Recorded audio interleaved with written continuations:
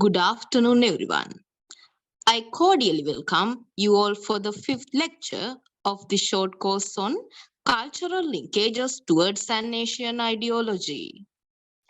Today we are focusing on gender perspective in community development in Asia, the role of Asian women. The program for today is such that the lecture is scheduled to be for 45 minutes with a short break of 5 minutes followed by a question and answer session.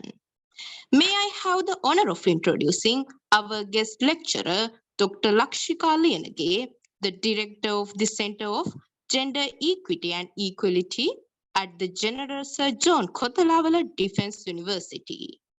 She is also a former head of the department and a present senior lecturer in the Department of Social Sciences of the Faculty of Management, Social Sciences and Humanities of KDU.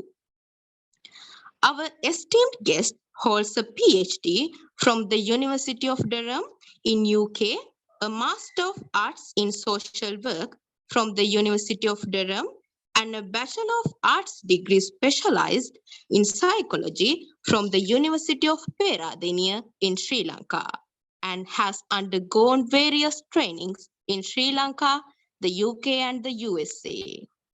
Dr. Lakshika Liyanage has over 15 years of experience in lecturing, research, and consultancy in psychology.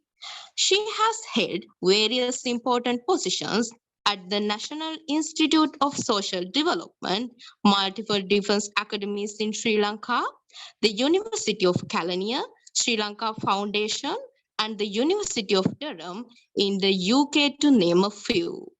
Dr. Lakshika has contributed her vast academic knowledge to the field of psychology, social work, and mental health by conducting many important research projects.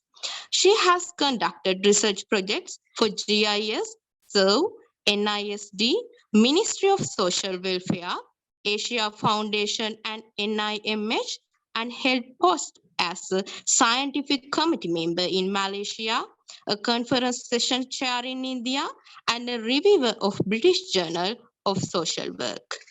She has been awarded the Professor Indira Parikh 15 Women in Educational Leaders Award by the World Education Congress, Mumbai, India in 2017. The Commonwealth Scholarship to the UK to do her master's, and the Overseas Research Students Scholarship to do her PhD, to name a few.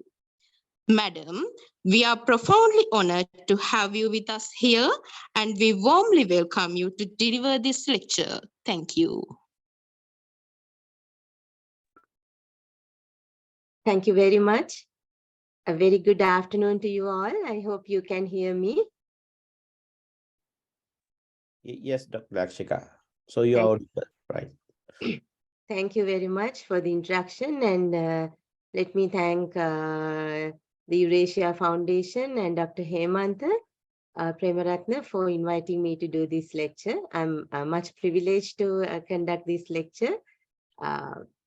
Firstly, me being the director of the Center for Gender Equity and Equality, I take it as my responsibility to educate others on this important topic, and it is a timely topic as well.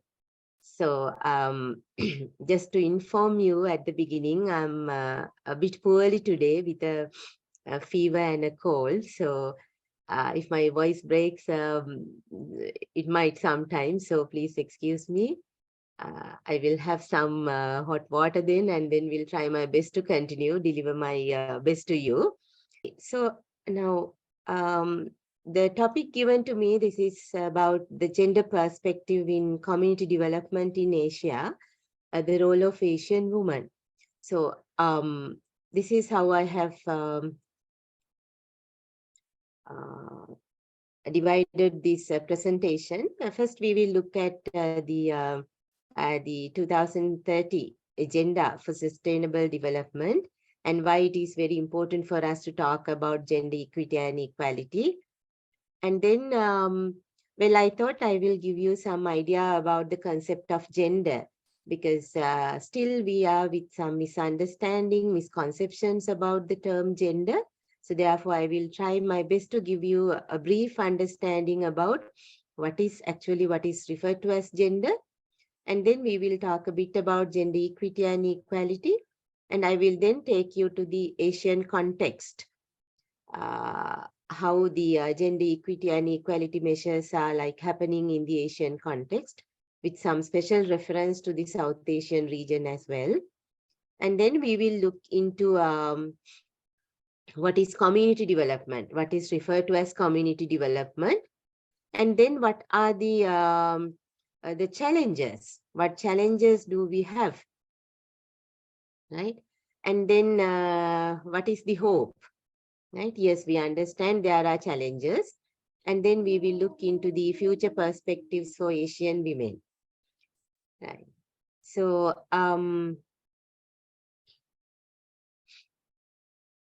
so let me start this presentation saying that I quoted this from the UN, the gender equality in South Asia is the best investment we can make. And now a brief quote. I have made a brief quote here from the UNICEF. Across all South Asian countries, patriarchal values and social norms tend to privilege men and boys, access to opportunities and control over resources. So these inequalities are manifested across the life cycle, from conception to birth to childhood, adolescence, through to adult life. Now with this quote, I thought of starting the presentation with a small video clip, which I think will give you the exact understanding of why it is important for us to study or to learn about this particular topic. Let me take you to the first video clip that I have selected for you.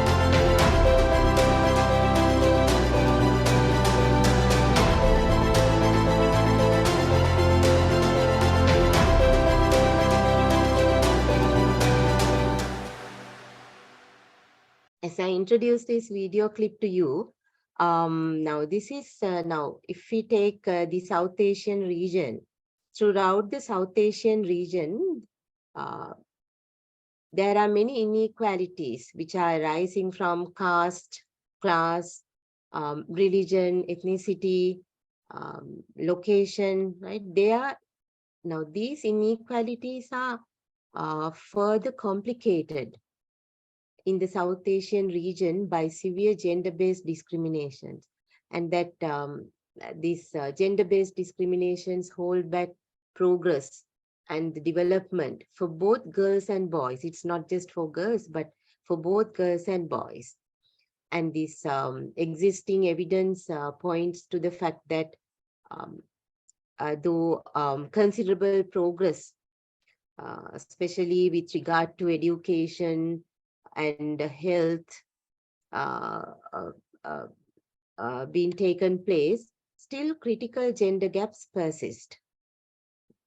So therefore, with this idea, it's important for us to learn more about how we could address this issue, right? And what we could do in order to overcome this challenge.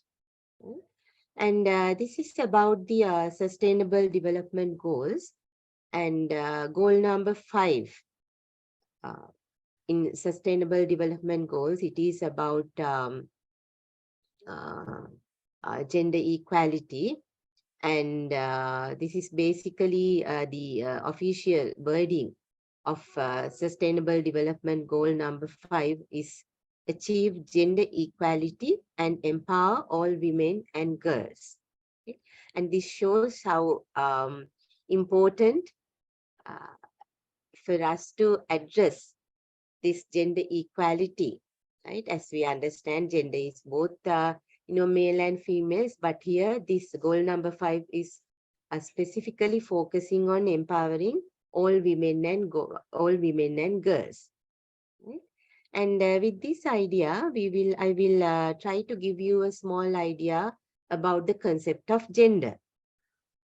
And now why I wanted to give this idea to you, this is basically because now whenever we start talking about gender equity and equality, there are many people pointing to us and say, okay, you are talking about women empowerment, right?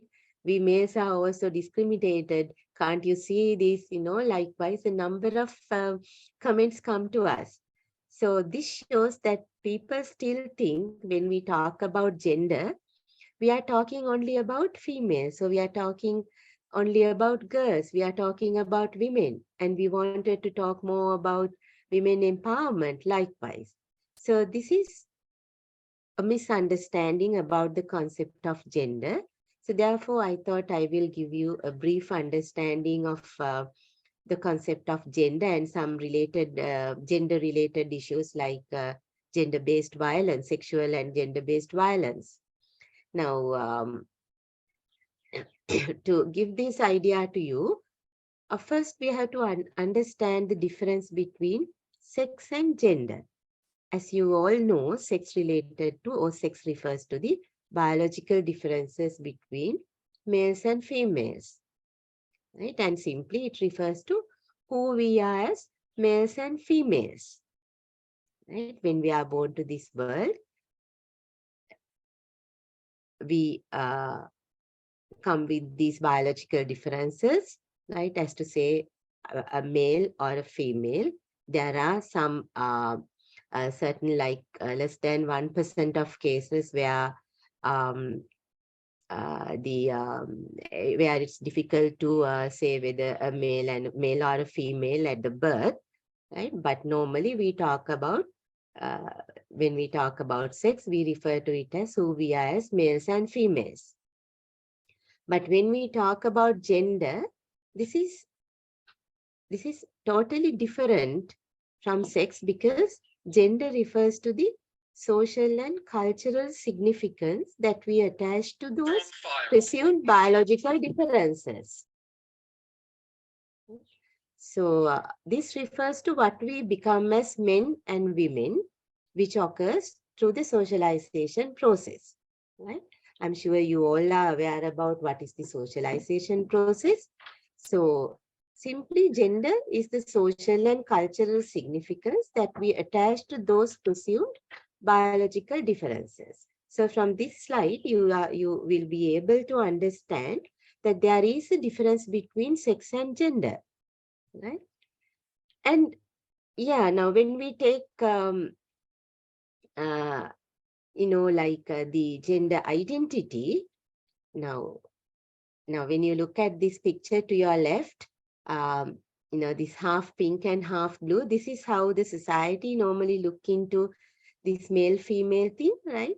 And when it is pink, it refers to females, and when it is blue, it refers to males. But as you can understand, these are societal created things, right? So what is considered to be female or male is mostly a creation of society. It is nothing to do with sex actually. Excuse me. And when it comes to gender, we talked about being masculine or being feminine. And as you can very clearly see from these two pictures, how the society interprets as, someone being masculine and, being feminine, and the expected roles from a male or female based on their gender, right? So this is where we, where this is the place where we can, talk about now why it is important for us to understand now from one society to the other society, the gender roles, right, or the expected role by particular genders can be different. It can be very different from the Asian context to the European context. So, like once again, we will look at this difference. Sex refers to the biological traits that society associates with being male or female. Gender refers to the cultural meaning that is attached to being masculine and feminine, which influence the personal identities, right? And I will show you a list of, like gender identities in a different slide. And sexuality, sexual attraction, practices, and identity which may or may not be aligned with sex and gender. So when you go through these things, you will understand there are many differences. Now, when we talk about gender, we talked about being a man or a woman. It can be transgender, intersex, genderqueer, right? Likewise. And when we talk about sexuality, it can be heterosexual, homosexual, right? Whether it's gay or lesbian, bisexual, queer, likewise. There are a lot of names that we use in order to refer to these, different sexualities and different genders. So once again, here's a comparison between, sex and gender. So we'll quickly go through this list. Sex refers to the biological and physiological differences between men and women. And sex has two main categories, male and female. Sex remains the same regardless of time and culture. And sex is created by the reproduction needs, that is, the biological features. And when you take gender, gender refers to the social and cultural differences between men and women. Gender also has two main categories, masculine and feminine. And gender roles, expectations may differ across time and culture.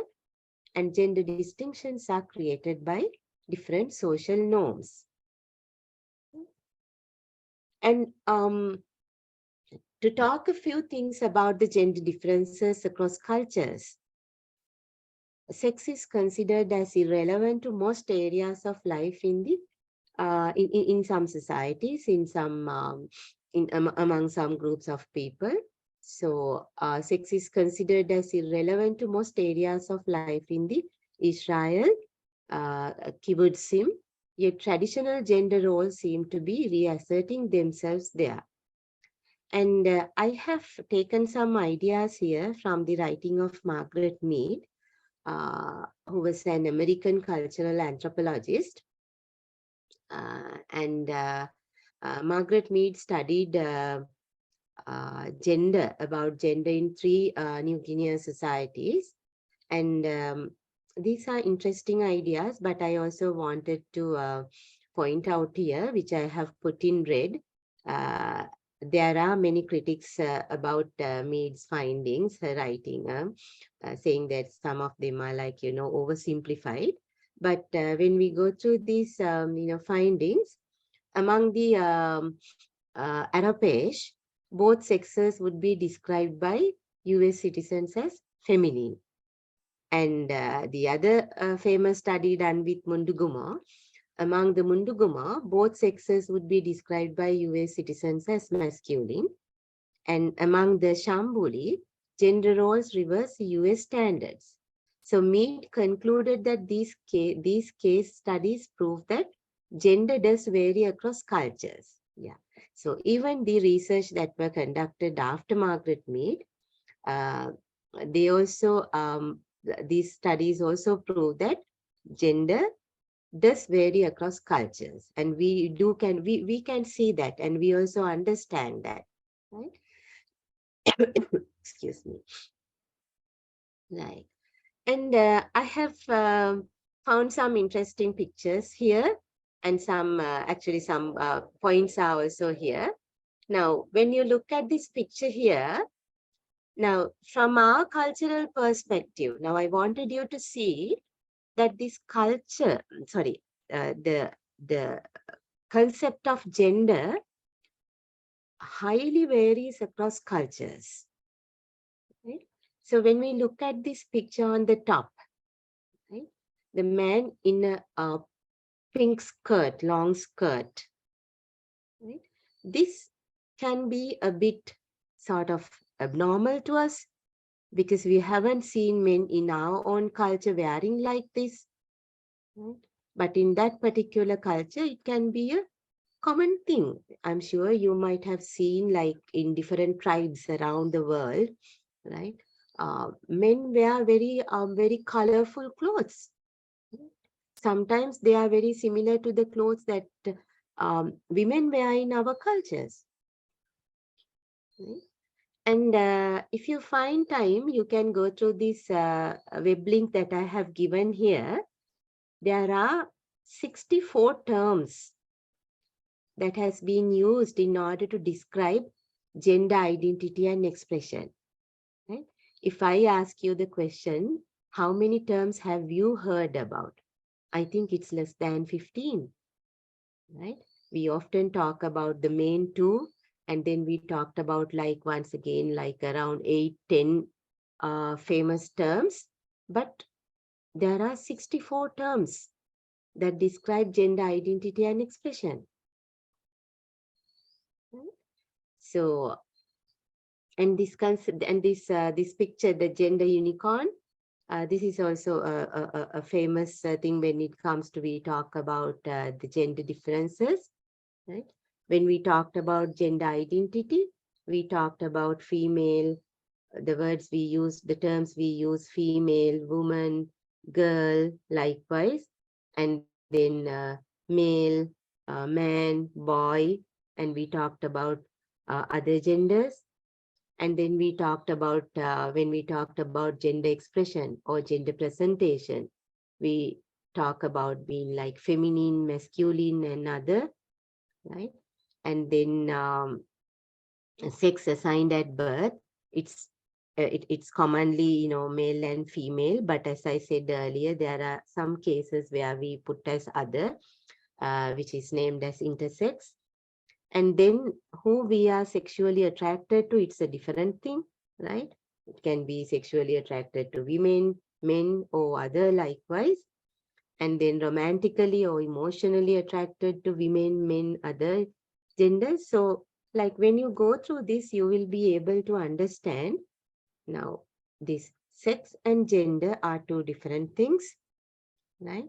And particularly what we refer to as, gender, the expected roles, and, like starting from the way we dress, the way we talk, the way we, behave, even the jobs we do, likewise, there are a lot of differences between different cultures. So this is why when we talk about this particular topic today, now the gender perspective or the gender concept in the Asian community, this can be, right, or this is, I'll say rather, this is different from how this concept is being used, or how gender roles are practices in some other parts of the world, right? So this is because it's like globally, across the globe, across the world, gender practices, the gender role expectations, these are different.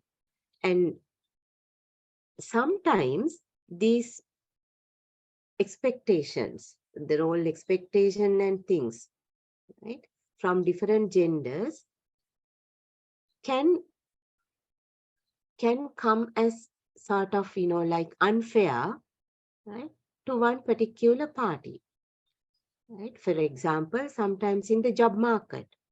Now, if you take the Sri Lankan context, you might have experienced sometimes some jobs are not open for females, not open for women.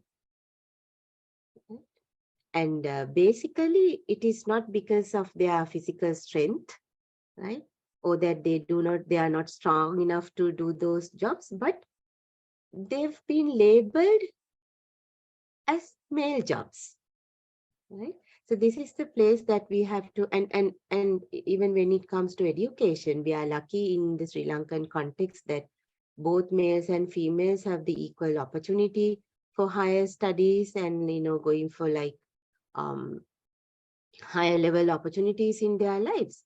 But it's not the same across the South Asian region, not even in the Asian region. And there's a lot of discriminatory practices happening. Excuse me. Right. So what does gender equity refers to? According to the International Labour Organization, fairness of treatment for women and men according to their respective needs. Fairness of treatment for women and for men according to their respective needs. This may include equal treatment or treatment that is different, but which is considered equivalent in terms of rights, benefits, obligations, and opportunities. This is what we refer to as gender equity. And then according to the UN Women, gender equality, the equal rights. Now carefully think about each and every single word. The equal rights, responsibilities and opportunities of women and men and girls and boys, right? So you could see from these definitions, in no place gender is only referred to as women, right? Though the common or the understanding people when we talked about gender refers to as women, nowhere in these definitions it's referred to as, only for women. So the equal rights, responsibilities and opportunities of women and men and girls and boys. Equality does not mean that women and men will become the same, but that women's and men's rights, responsibilities and opportunities will not depend on whether they are born male or female. Gender equality implies that the interests, needs, and priorities of both women and men are taken into consideration, recognizing the diversity of different groups of women and men. Gender equality is not a women's issue, but should concern and fully engage men as well as women. So this is what we are highlighting. So equality between women and men is seen both as a human rights issue and as a precondition for an indicator of sustainable people-centered development. So this is why it has become one of the main goals in the Sustainable Developmental Goals 2030. And I have some statistics here. Well, I have named them as amusing statistics on gender discrimination. We will quickly go through this list. women are 47% more likely to suffer severe injuries in car crashes because safety features are designed for men. Have you ever heard about this? Women are 47% more likely to suffer severe injuries in car crashes because safety features are designed for men. And look at the next point. 33,000 girls become child brides every day. It will take 108 years to close the gender gap. Only 6 countries give women equal legal work rights as men. How many countries in the world? Out of that, only 6 countries give women equal legal work rights as men. And 22% of artificial intelligence professionals are women, and it could be down to lack of confidence, right? But the number is lower, as you can see, 78% males and only 22% women. Women in rural parts of Africa spend 40 billion hours a year collecting water. Right? And in the film industry, for every female film character, there are 2.24 men. Right? I have given the data source here where I have taken these statistics and the ideas. So aren't these statistics amusing?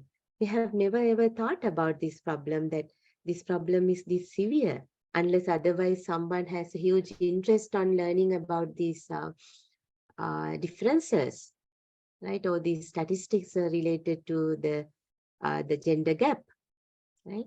Others are mostly unaware about that, the issue is this severe. So gender discrimination leads to less contribution of females in the development process. I'm sorry, there's a spelling error here. Gender discrimination leads to less contribution of females in the development process. Right? Okay. And then I thought of now I hope you get at least some idea about the concept of gender and some of these differences between, sex, gender, sexuality, and some statistics to show that, how gender discrimination can happen. I have more statistics. I will show you some of them later. And now I thought I will give you some idea about GBV, right? Or gender-based violence, because this is something that is that is very important for us to talk about. Excuse me, please.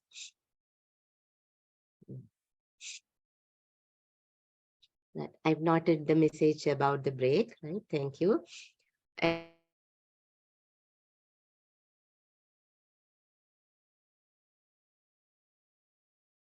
that an individual based on his or her biological sex or gender identity.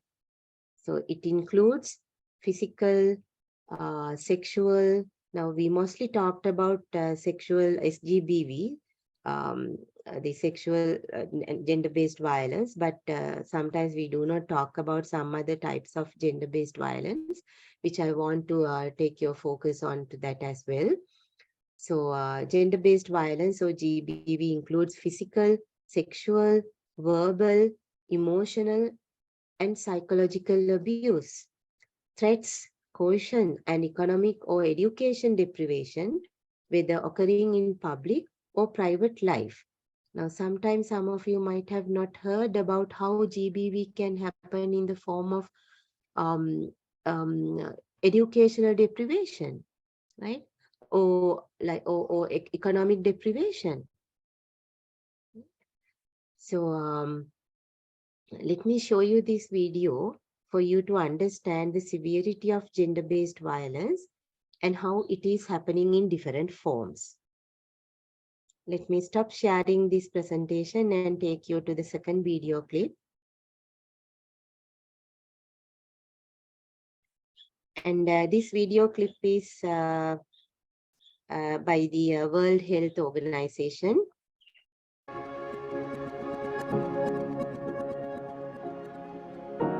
One in 3 women experience violence at the hands of their husband or partner. That's over 800 million women worldwide.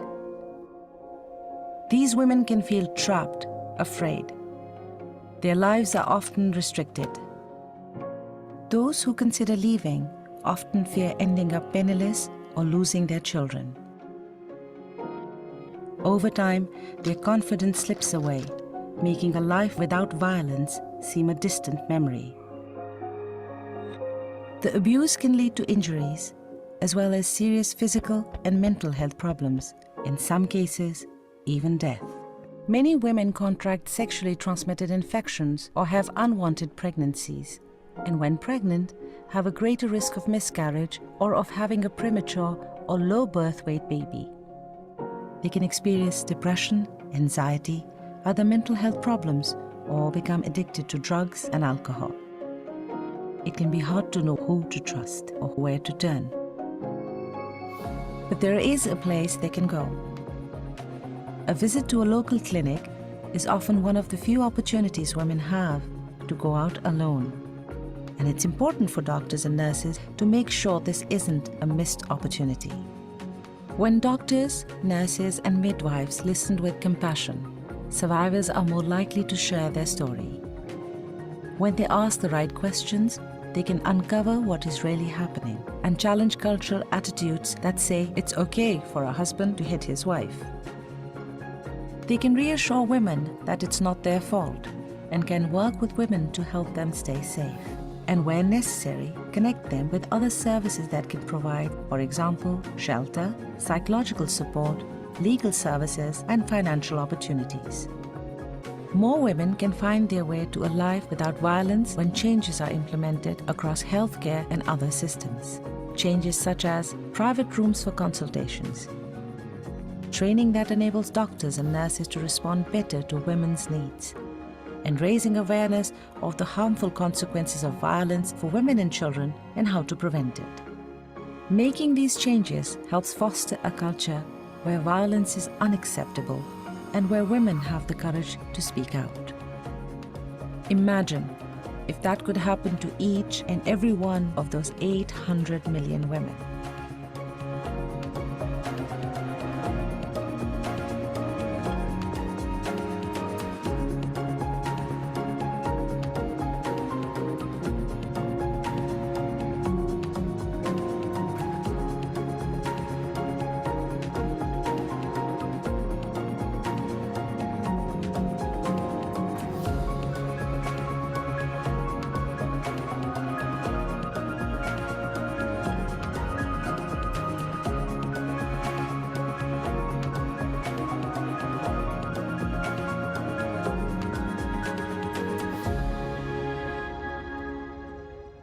Okay, so that video by WHO gives us a very good understanding about why it is important to address this issue and how it must be addressed by different parties, different authorities. And let me show you. I hope you can see the presentation. Right now, as I informed you earlier, gender-based violence can come in different forms. Now, we are mostly aware about the sexual violence and physical violence, but we are not focusing more on the other types of violence. Now, physical violence, gender-based violence, physical ones can be beating, kicking, burning, hitting, or causing any type of bodily harm to a spouse or partner. And then sometimes some of you might have heard about female genital mutilation, which is happening in some tribes among some tribes in the world, where like this is considered as a very harmful traditional practice. And I remember there were like many organizations, humanitarian organizations fighting against this harmful practice, traditional practice. But these tribes, these groups of people, they still practice it, right? They consider it as a traditional practice to be taken into their, to continue with their future generations as well, right? So these are very harmful things. And then if we look at gender-based violence, which is happening sexually, even forced marriage is considered as a form of GBV, right? Forced prostitution, right? Rape, sexual harassment, and I'm sure you are aware, you all are adults now, and how different forms of sexual harassment happen, right? And denying someone the right to have protected sex,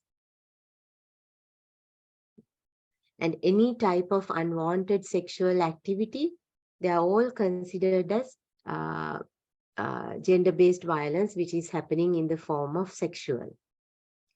And then gender-based violence, the psychological form, neglect, right? Controlling a spouse or partner's actions, disrespect, shame, verbal threats. All these things are considered as psychological gender-based violence, right? And unfortunately, when preparing for these presentations, I used to like read and watch video clips, in order to collect facts. And I came across many voice cuts given by women saying that they consider it as a part of a normal family life, right? And what they refers to as a normal family life is that their partners, their spouses, their husbands, making them verbal threats, sometimes shaming them in front of others, and not respecting them, right? And they're saying that it's okay, right? Because he's my husband, right? He's earning the money for us, right? And we depend on him, right? And even not these things, even the physical actions, physical forms of GBV, this kicking and hitting, and these things are sometimes considered by some females as normal things, normal parts of their marriage life, right? And then economical deprivation, this is now withholding family finances from a spouse, right? Preventing someone from owning property. Right? I have come across, some women, sometimes, I do psychological counseling for around more than 20 years. So I have dealt with some cases where some women say that, their husbands, they don't allow them to keep a single property under their name. All whatever the property assets that they have to give to their husbands. And sometimes they were some females who did very good jobs, they were forced to stop going to work, saying that the husband can look after them. But then the woman totally has to depend on what the husband is giving. And sometimes when they ask for money to say buy a new costume, a new dress, or to go to a salon, or to do some shopping or whatever, they've been critically or very sarcastically let down, saying that you are not earning anything and you don't have a right to ask for such things. I'm giving you food, and I'm looking after the children likewise. Right? So this is economical deprivation. Right? And denying an individual's right to work or go school based on their gender. Now, of course, now the current context in our country, this is, we know we have like all the boys and girls, males and females, we all have the equal opportunity to study because of the free education system we have in the country, right?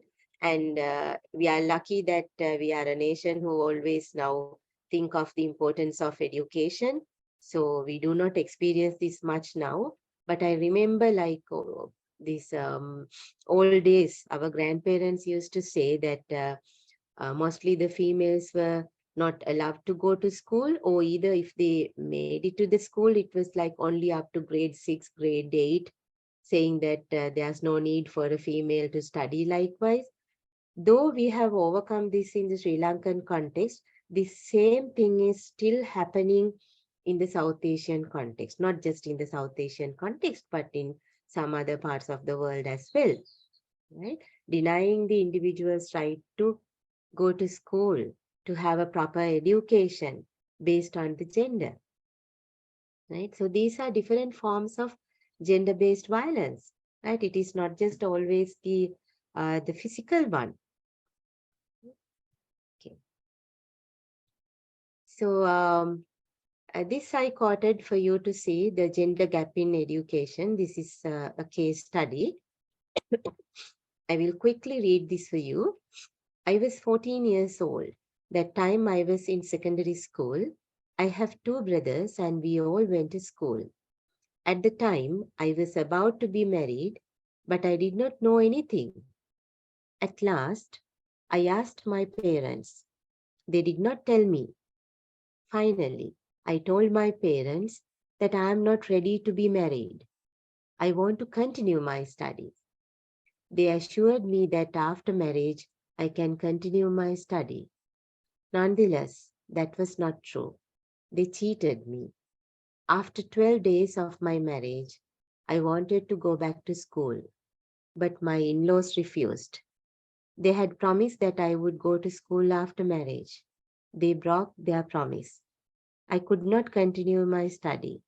On the other hand, my 2 brothers are now well educated. So this shows that in some parts of the world, still the gender gap in education remains, and we do not have proper statistics, but with some of the community studies that we do, we understand that this is still happening in some rural areas, mostly in some rural areas of our country as well.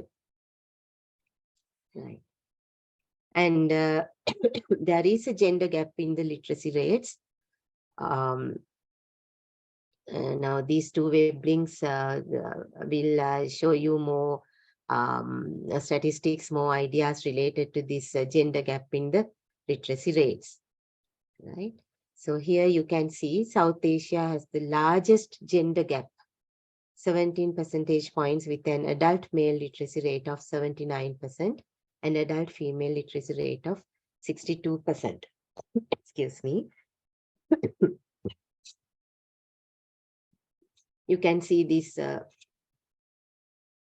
South Asia and this Sub-Saharan Africa, Middle East and North Africa, East Asia and the Pacific, Latin America and the Caribbean, Europe and Central Asia. Right, so you could see these differences, right?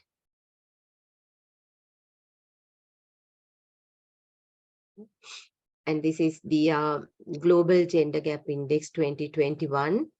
You can see the global rank and the gender parity in South Asia. Right. Bangladesh, global rank, place is 65. Nepal, 106. Sri Lanka, 116. Maldives, 128. Bhutan, 130. India, 140. This is out of 156 countries. Right? So you could see where like most of the South Asian countries stand. As you can see here in this Global Gender Gap Index 2021, out of 156 countries, you can see where like the positions of most of the South Asian, like the South Asian countries, right? So Bangladesh is like far ahead actually, and then Nepal and Sri Lanka in like 116th place. So we have a long way to go, and some more ideas related to this gender inequality. Right now, this is once again related to the financial status and things. Gender inequality in account ownership. Okay? The gender gap in account ownership persists in developing economies. So you can see in light blue men, and then in dark blue it's women. This is from 2011 to 2017. And you can see, you can observe here that in the developing economies, between the men and women, there's a difference. Whereas that difference is not at all significant in the high income economies. And then worldwide, most unbanked adults are women. Adults without an account by gender. This is once again 2017. You can see the percentages here, women 56 and men 44. And according to the Global Findex database 2017, I have quoted most of the statistics from the Global Findex database. So here, when you go through these statistics here, gender gap globally, 7 percentage points, 72% of men and 65% of women have an account. Gender gap in developing economies, 9 percentage points. And gender gap in Pakistan, Turkey and Bangladesh, nearly 30 percentage points. Gender gap in Cambodia, Myanmar, Azerbaijan and Kyrgyz Republic, not appreciable. And gender gap in Sri Lanka and Vietnam, it's not significant. And gender gap in Indonesia and Philippines, it's negative, where women are more likely than men to have an account. So like we can see across the globe, there are like disparities, there are differences. Even in the Asian context, there are differences, but so it can be different from once again, one economy to the other, but we could see like in the Asian region, the gap is still at a significant level. Right? And this is now we all talk about being, living in a digital world and, like digitalization, the importance of all these digital devices and things. So here are some ideas related to gender inequality in access to mobile phones and the internet. Gender gap in developing economies, 10 percentage points, like 84% of men and 74% of women own a mobile phone. The gap is bigger in some economies. In Pakistan, for example, men are more than twice as likely as women to have a mobile phone. Yet several developing economies have no appreciable gender gap, including China, Indonesia, and Turkey. Having access to the internet as well as a mobile phone brings a wider range of financial services within reach. And not only that, we know that with the access to the mobile phones and internet, they can bring we understand that there are negative negative consequences as well, but mostly they will bring opportunities, like in searching for new knowledge, new information, looking for jobs and all these things, access to internet and having a mobile phone, they are like mostly benefited. So if women are carrying, less mobile phones, and if they have less access to internet, which means that they are like from that point also like they've been cut off, or they've been put down with the opportunities that they have to look into new opportunities in lives, right? And gender gap in developing economies, 6 percentage points, 43% of men and 37% of women have both a mobile phone and access to the internet. And men are twice as likely as women to have access to both these technologies in some economies, including Bangladesh and India, but men and women have equal access in China, right? You can read more about these excuse me, about this information, these statistics from this Global Findex report, 2017 report. I understand now this is 2022, and there can be some changes, but not that significant changes, like the statistics remains almost the same, right? And then women in the workforce, an unmet potential in Asia and the Pacific. Now, this is according to the Asian Development Bank, female labor force participation by region, right? So you could see the green line is for South Asia, and you can see where the the lower level with the South Asian region, right? Female labor force participation, right?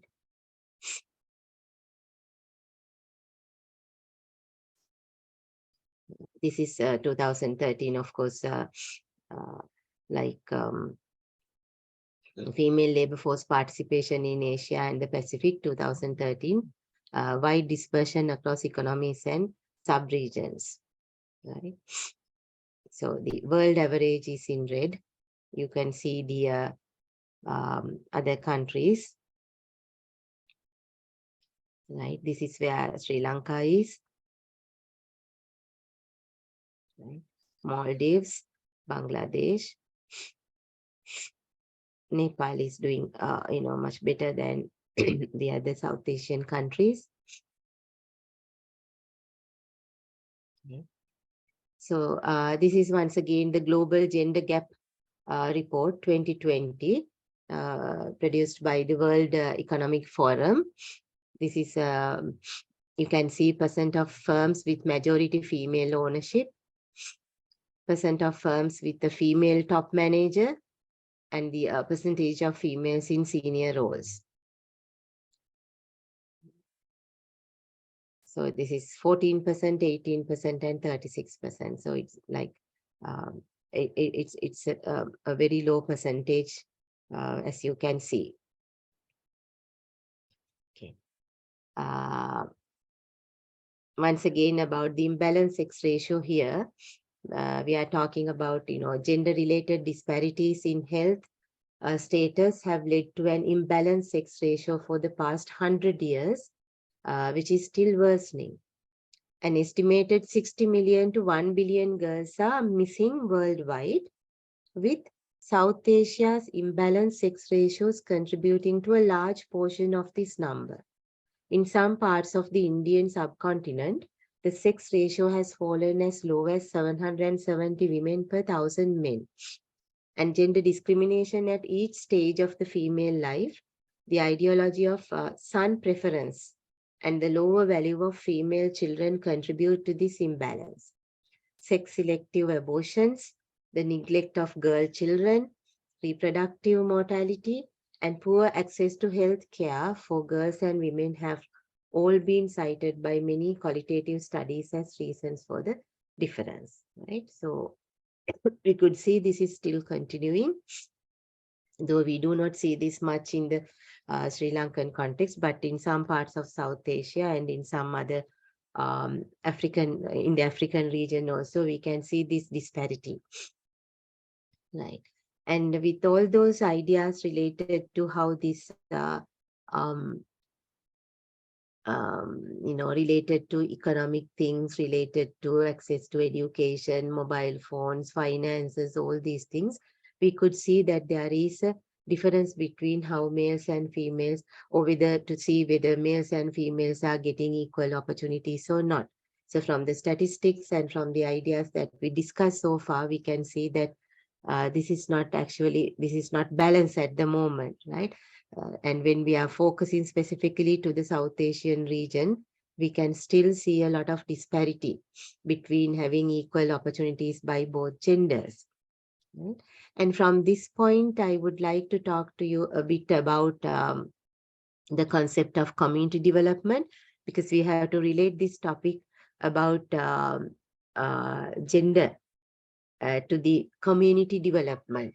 How important for all the genders to be equally participate in the community development. What we see at the moment is that it is not happening properly, right? So I will start with the definition given by the United Nations about community development, a process where community members come together to take collective action and generate solutions to common problems. It is a broad concept applied to the practices of civic leaders, activists, involved citizens, and professionals to improve various aspects of communities, typically aiming to build stronger and more resilient local communities. So with this definition, we can come to the idea that now, if this is a process where community members come together, these community members must be from all genders, right? So each and every member should get the equal opportunity to participate in the community development process. Right? How can this happen? What is not happening, and what are the challenges, right, with different genders when it comes to the equal participation of community development? We will watch this video clip and we will talk about the challenges and the opportunities. Let me take you to this video number 3. This is an introduction to community development. Let me quickly share this with you.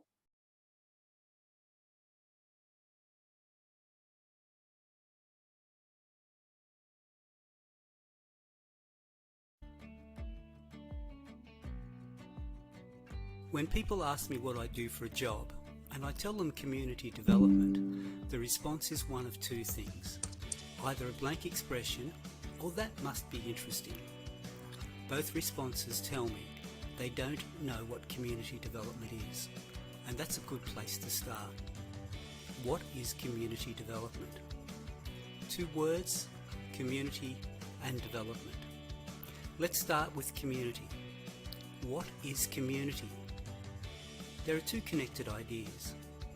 A community can be a geographical location, such as where I live, my neighbourhood, suburb, town or region. It can also be something more. It can be based on the relationships we have with each other and a sense of belonging. It is about connection.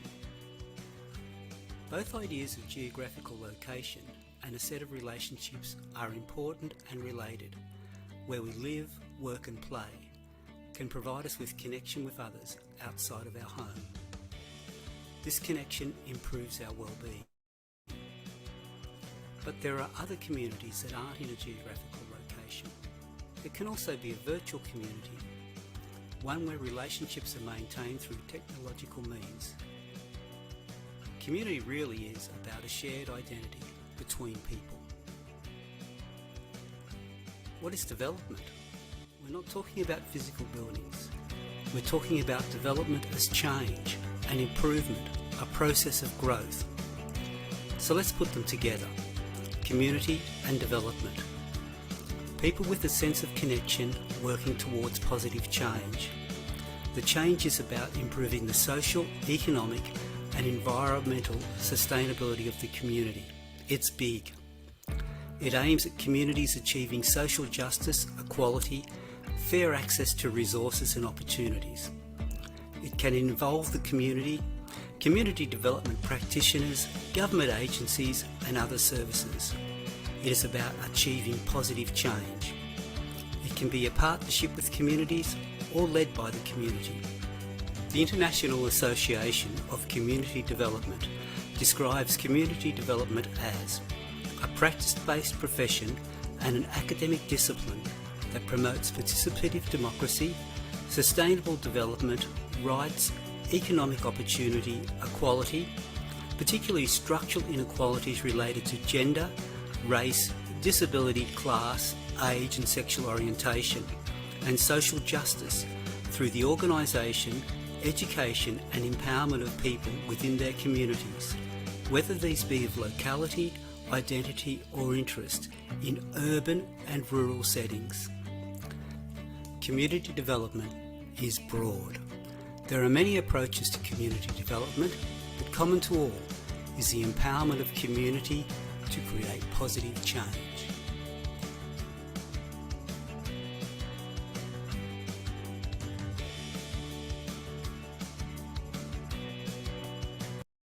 Right. So as you just heard in the video clip, gender equity and equality is highly specific when it comes to community development.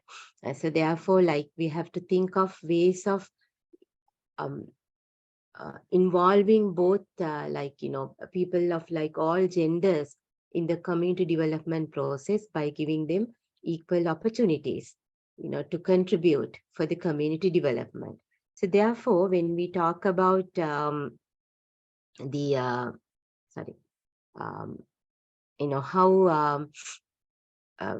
all the genders can be involved as parts of community development, we are focusing here with our topic today on how women could be more involved or be given more opportunities in the community development process. Right? And now, up to now, we saw all the differences, the disparities, so inequalities that are happening. So we understand that there is a challenge. Right? There is a challenge. So somehow we have to face this challenge and overcome this in order to give the equal contribution in the community development process. So what would be the women's role in community development? Right? I have quoted here from Aggo 1999. In the third world countries, women have been subjected to cultural inferiority, educational backwardness, economic deprivation, as well as religious discrimination. And in reaction to this state of affairs, women from this part of the world have engaged in actions geared towards contributing towards the development of their immediate communities and their countries generally. Right. So, what is the challenge? In South Asia, a preference for sons means that girl child must struggle twice as hard to survive and fulfill her potential. So we in our culture also sometimes, experience this. But, more than in our own country, more than in our own culture, right? Sometimes more than in the culture that you particularly know, in other parts of the same country or in the region or in the world, there are more sort of, inequalities happening, right? So though we understand that over the years there has been certain progress in closing the gender inequality, the gender inequality gap, gender discrimination and gender stereotypes and the pervasive gender norms, right? But we understand still these things are remaining, right? So therefore, excuse me, I'm sorry. Right. So now what could we do in order to, overcome this challenge, right? We have to talk about the way forward, right? And as Eleanor Roosevelt informed, when you cease to make a contribution, you begin to die, right? So we have to think rather than, like saying, now this is what we get and, we have to be satisfied with this. We have to think of the way forward, right? And we understand that there are several organizations around the world who are like supporting with ending or minimizing the gender discrimination and equally getting the equal participation of all genders in the development process, right? So here, now, it is important for us to address the underlying gender norms, which actually deprive girls of their basic human rights, right? And like if you take organizations like UNICEF, UNICEF Rosa, they recognizes the need to invest in girls' intentional interventions, and also about their multi-sectoral and integrated programs. They focus on their the overall empowerment and well-being for what we call as the holistic development, right? And they have developed a framework to guide gender transformative programming for adolescent girls empowerment in South Asia, right? So important things have been launched and have been developed, right? Those things are functioning, but still we understand there are certain things that we have to address in this context in order to, excuse me, in order to overcome these issues. So we will look into what steps that we can take, like while these organizations are working hard on minimizing the gender gap and giving equal opportunities for both men and women. There are things that we can do in order to empower women. So what are the first steps that we can take in order to do this? Okay. Here are some suggestions. Now, freedom of acquiring knowledge from every source, from formal education to professional know-how and proficiency, right? So wisdom gained from books and other literature, knowledge of divine guidance, and the learning about the world around, right? And the opportunities to develop their skills, right?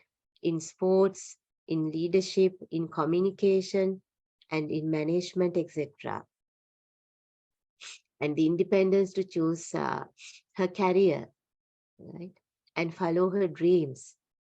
The liberty to earn and spend her own money without depriving from these things.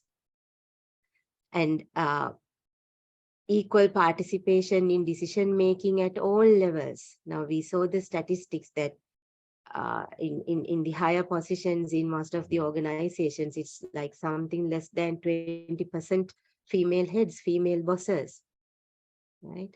So there must be a chance for them to go to the top of the ladder, right? They must be in the decision-making process at all levels, right? And this needs to be start from family, right? This needs to be start from family to society. Now, why I'm stressing the fact family, it is the duty of like each family to give the equal opportunities to both sons and daughters, right? For their education, in order to choose an education path, in order to choose a job, right? And in selecting their life choices. So this needs to be start from family. The first place to start is the family, right? And then the society, ensuring a safe and protective environment for women to contribute to the building of community, right? Make sure that, their voice is heard, that others listen to their voice as well, whether they are like without considering their gender, right? And each place, the society, the place of work must be a safe and protective place for them to work, right? To live, it must be a protective environment, right? I have came across many cases from like even our students when they go for internships and when they start jobs, how like, how they've been discriminated sometimes, how they were not given the equal opportunities for work, for salary sometimes, right? For overtime work, right?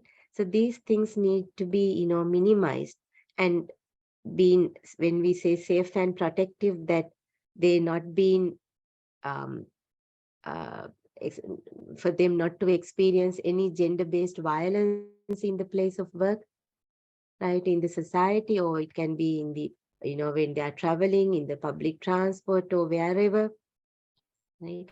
And to provide them assurance and support.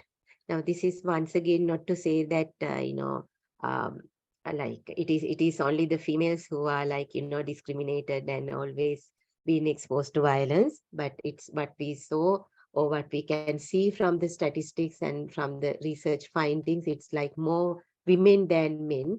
So that is why we are focusing more on women. And with our topic today, now we are focusing on how women should be empowered. So if women to be empowered, they must be given a safe and secure place to work, to live, right? They must be given equal opportunities, right? And empowering women is empowering the society, that we understand.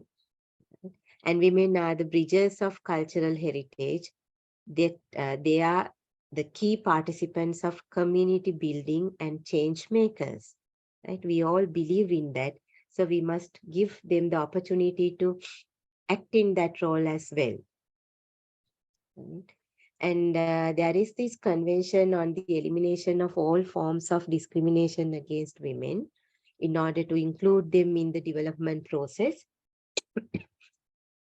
We have a couple of minutes only. I will quickly share this video clip with you.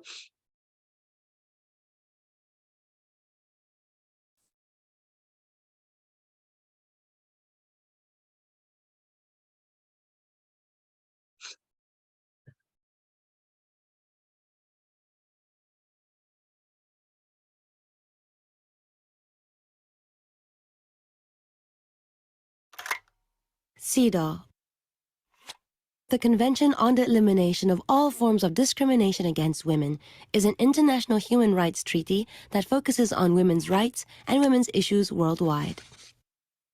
It follows the following three principles: substantive equality, non-discrimination, and state obligation. This video explains the principle of non-discrimination. Most countries around the world have signed the CEDAW Convention. This means that they have given their commitment to respect, protect, promote, and fulfill the rights of women in their respective countries. However, discrimination still exists in many countries, both directly and indirectly. Many countries practice nationality laws that directly discriminate against women and children. For example, fathers are allowed by law to transfer their citizenship to their children, but mothers cannot. Without citizenship, the child is excluded from healthcare, education, and other services offered to citizens. Indirect discrimination comes from gender-neutral laws and policies, which seem to give equal opportunities and access to both men and women. But in practice, women are disadvantaged due to historical discrimination caused by the patriarchal system. For example, a newspaper company is hiring an editor and invites both men and women reporters to apply, on condition that the candidate must have served in all the different news desks before. But this indirectly disqualifies all the women reporters, as there is another policy that disallows women from serving on the crime desk due to the high risk involved. As a result, no women can apply for the job. Patriarchy is a social system in which the role of the male as the primary authority figure is central to social organization, and where fathers hold authority over women, children, and property. It implies the institution of male rule and privilege, and is dependent on female subordination. In the patriarchy system, male traits are more valued than female traits. For example, you will often hear boys and men being told not to be a girl. This happens because patriarchy views womanhood as weakness, and it is valued less compared to men. In many countries, women face obstacles due to cultural and religious practices. As a result of these beliefs and practices, women have suffered historical discrimination. For example, female genital mutilation, a practice where part of the female genitalia is cut or disfigured, has been defended as a religious responsibility or a traditional passage to womanhood. However, it has been proven that unlike male circumcision, female genital mutilation offers no benefits to the women and can cause medical complications and in some cases results in death. It is important to keep in mind that non-discrimination for women must exist in de jure and de facto. De jure means of law, and de facto means of fact, meaning what is actually happening in reality. For example, there is a fish farm project in the village of Loma. The policy states that it would provide equal opportunities to women and men to become farmers and better their livelihoods. All parts of training will be available to everybody, but one of the conditions states that applicants must have some farmland to work in. During implementation, no women participated. It is found that women do not own farmlands in the village, as inheritance laws were discriminatory and did not allow women to inherit property. The local culture also prohibits women to control or access family income or assets, including their husbands' farms. A lot of laws and policies exist which is supposed to benefit women, but did not take into account the historical discrimination that prohibits women from enjoying those rights. Chances are such policies also exist in your country in a multiple of scenarios. This video covers the principle of non-discrimination, one of 3 CEDAW principles.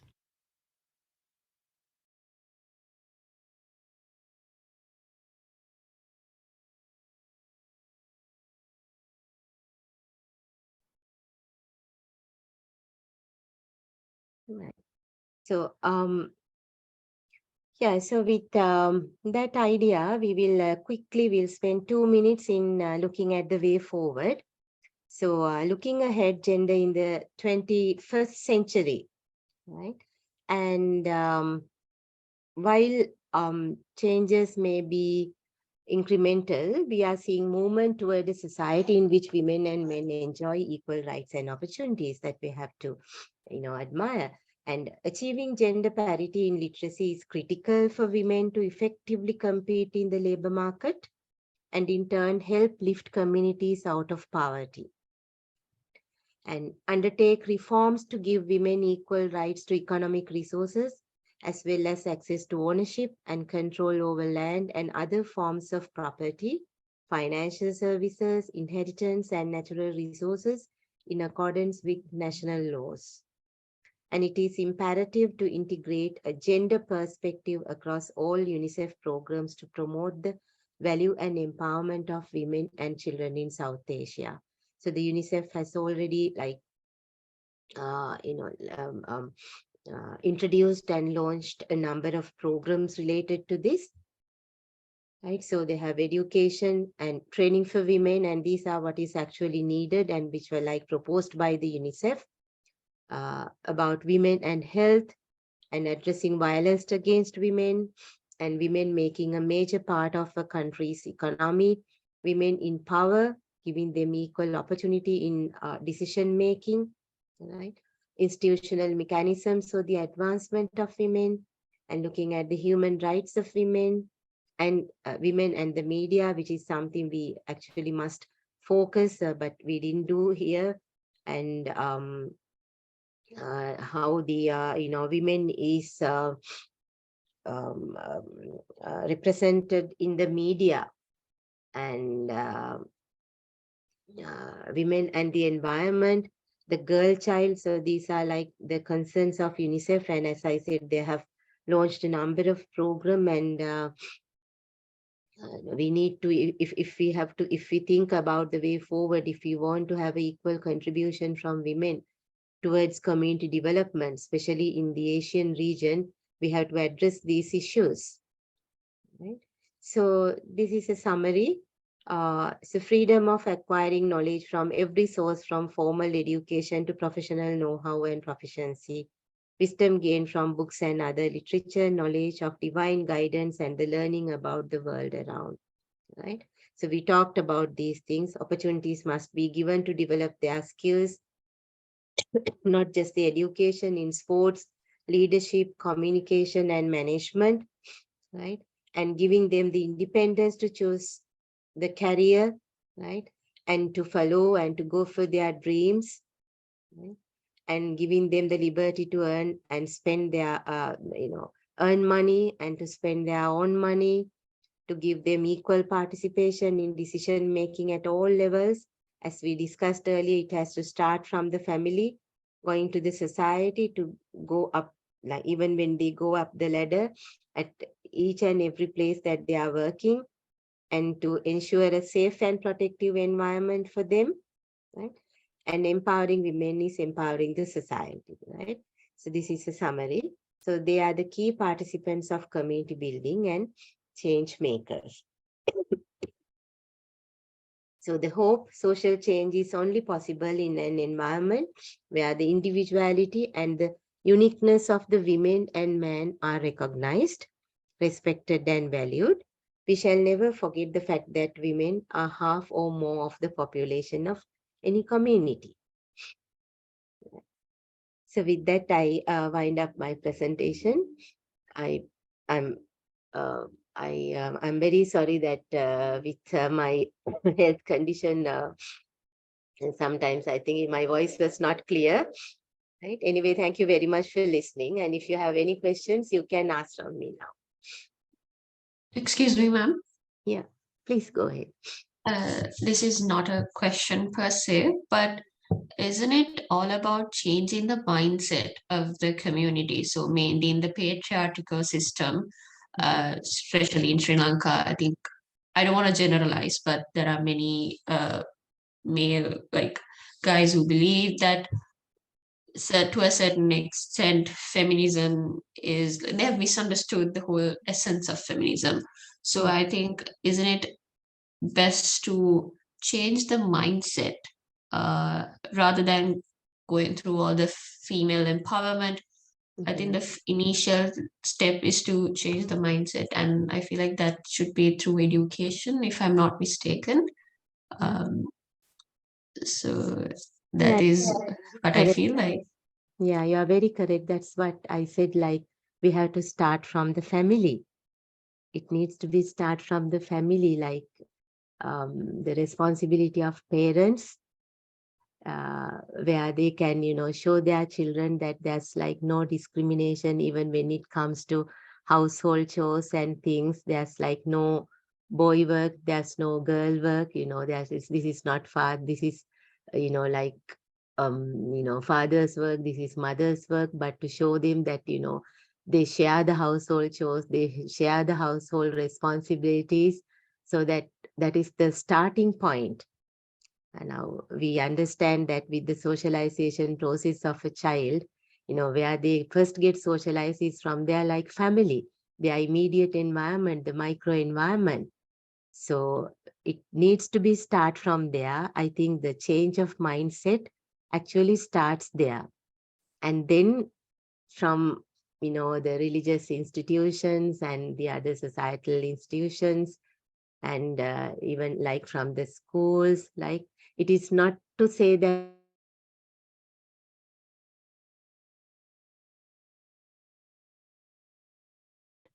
things related to these things must be actually included in the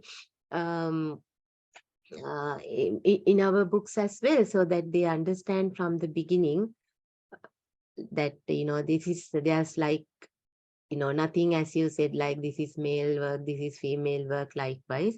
But we are all here, to work together, like anyone can take any responsibility to give that idea. So what we need is actually a change of mindset. But going beyond that, while doing that, there must be, now, if you carefully watch the final video, the law must be also there, right? The reality is also there. The law must also be there, because sometimes how much we try to change the mindset, this is not happening, because I will just give you an idea about this. Now, as I said, in the socialization process, if this socialization process does not happen properly, right? This is where we, like learn, this is where we, learn our attitudes, values, norms, and things. So if it does not happen properly, right? If it does not come from the family or not come from the society, there must be a place, to address them. So for that purpose, we need certain, certain laws and, policies where women must also be given the opportunity, chances, and, considering their, human rights likewise. So that is why, I talked about all these things which were proposed by the UNICEF as well. But as you very correctly said, what we of course need first is a change of mindset. Yes, ma'am. Thank you so much for the clarification. Thank you. Any other comments or any other questions? It is actually very important for all of us to, start this from now me as a mother, I know, like, I have two sons, and I always used to tell them, like, now I'm the only woman at home, and I used to say, like, you see, now we are a family, so we have to, there's no, nothing called, amma's work. There's nothing called mother's work. I do the work that I can, and you also have to support me with this work. So it's not girls' work or it's not boys' work, So it has to be collaborative. So that has to happen, that has to, start from each and every family. So we all can take a step, forward, and we all can, um, think of changing our mindset and then take it to the future generations as well.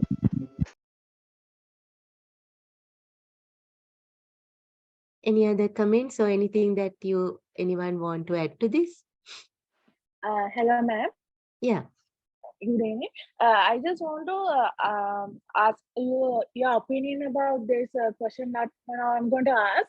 As you know, if you take the gay community or the lesbian and the gay community, it is not legalized in some countries. I mean, they are not accepted. That concept is not accepted. So, in that regard, both female and male, they both the gender roles they get into this category. So, but there are some legal points where it discriminate. There are discrimination against them. So, how does gender roles, like, I mean, gender equality comes into play in that regard? I didn't get the first part of your question, Huda. Your voice is not very clear to me. Sorry, ma'am. If we get the LGBTQ community, or Yeah. if we just take the gay part of it, Yeah. or the lesbian part of it, both male and female, those both genders are applied to that category. Right. But now for an example, in Sri Lanka, Yeah. gay marriages is not accepted Yeah. in a way in the Yeah. society, and it's not legalized in Sri Lanka as well. In Yes. a way, for the both female and male gender, it's a way it discriminates them. Yes. So how does gender equality act on that regard? It is very difficult to address in the Sri Lankan context, Putta, as you very correctly said, like, this is not accepted by the established law in Sri Lanka, right? So therefore, now we understand, like, in even our neighboring country, India, they've been very open with this, and gay and lesbian marriages being legalized. All these things are there. But as we understand, this is not legalized in Sri Lanka. We can't actually, now I can talk about it from a psychological perspective. I can talk about it from a gender perspective. But, when we talk about it from a legal perspective, it's very difficult for us to address. But what I can say is, like, your sexual interest right? According to the research findings, your sexual interest or who you are attracted to, right? Now, that is actually mostly decided, at your birth, right? And then, no one can stop that happening. And we understand now. I told you now. I've been, practicing counseling. I had dealt with a number of cases related to these same-sex relationships, and to see their suffering in our cultural context, how much they suffer because of their relationships, and they can't stop it because because it is their preference, it's their choice, and they know that legally they can't marry, but they can't stop. Now from a psychological perspective, right, now they have a right to love. They have to have a they must have a right to have sexual relationship with whoever they want, right? That we understand. But addressing it from a legal aspect or from a legal point of view in the Sri Lankan context, we can't, we can't touch that side. But I know there are certain organizations who are working towards this particular aspect, and there were some attempts earlier which were failed because of some very powerful voices from the society itself. But we all have to understand, at least like I can appeal all of you, since all of you are adults now, this sexual interest or who you are attracted to, right? It's a personal thing, though it's not your choice sometimes. Don't humiliate them, don't discriminate them based on their sexual interests, right? So at least we can create some sort of some environment by we being responsible of not humiliating them, not discriminating them based on other sexual choices and sexual interests. Yes. Good evening, ladies and gentlemen. It's my pleasure to deliver the word of thanks on behalf of the students of the short course on cultural linkages towards an Asian ideology.